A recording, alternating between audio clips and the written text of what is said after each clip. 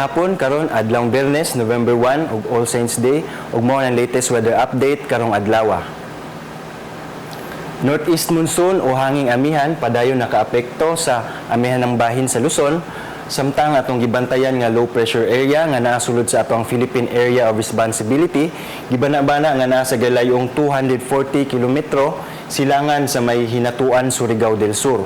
Busa ang tibok Visayas makasinati og mapanganuron ngadto sa madag-umo na kalangitan, inubanan og mga posibleng katag-katag na mga pagulan, panugdog ug kilat dala sa maong low pressure area.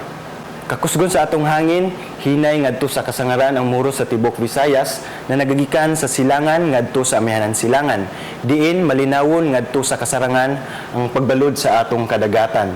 Atong haring adlaw musubang ugma sa may alas 5:35 sa buntag. Para sa dugang kasayuran, bisita ang among official social media account sa Twitter, Facebook ug sa YouTube, ug bisita usab ang mga official website bagong.pag-asa.dost.gov.ph. Ug gikan diri sa buhatan sa Pag-asa Mactan Visayas DOST ug para sa balitang bisdak, kini si Joseph Gerald Emerlas. Mayong hapon.